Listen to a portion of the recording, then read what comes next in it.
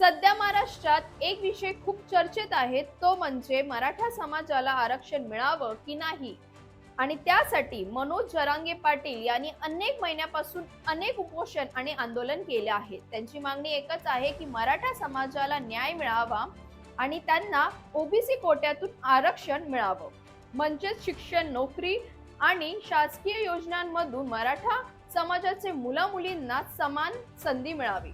आणि त्यांच्या याच आव्हानाला अनेक महाराष्ट्रातून गावागावामधून अनेक लोक, लाखो लोक प्रचंड त्यांना प्रतिसाद देत आहे आणि त्यांच्या सोबत आंदोलन आणि उपोषण करत आहेत आणि रस्त्यावरती लोक उतरली सुद्धा आहेत. त्यांचं असं आहे की आरक्षण मिळण्याशिवाय माघारी फिरायचं नाही आणि त्यांच्या याच निराधाराने आंदोलन सुरू आहे. मनोज जरांगे पाटील यांचा आवाज आता मराठा समाजापुरता मर्यादित नाही आहे, तर तो न्यायासाठी लढणाऱ्या प्रत्येकाच्या मनात गुंतो आहे. तर आपण हे जाणून घेऊया की मराठा समाज महाराष्ट्रामध्ये त्याची लोकसंख्या किती आहे, ओबीसी ची लोकसंख्या किती आहे आणि ओबीसी ला आरक्षण किती मिळालं आहे. तर मराठा समाजाची लोकसंख्या 30 ते 35% आहे.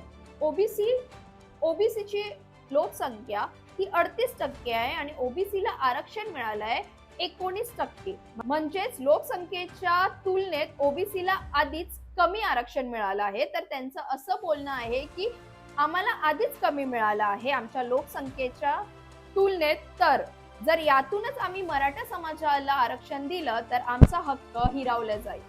पण जरांगे पाटील यांचा आग्रह असा आहे की मराठ्यांकडे सारथी किंवा कुंभी प्रमाणपत्र आहे, फक्त त्यांनाच हे आरक्षण लाभ व्हायला पाहिजे. ज्यांच्याकडे प्रमाणपत्र नाही आहे त्यांना हा जो लाभ आहे आरक्षणाचा तो नाही मिळाला पाहिजे. आणि त्यामुळेच ओबीसी संघटना आक्षेप घेत आहे आणि मराठा समाज म्हणते की आमच्याकडे पर्याय नाही.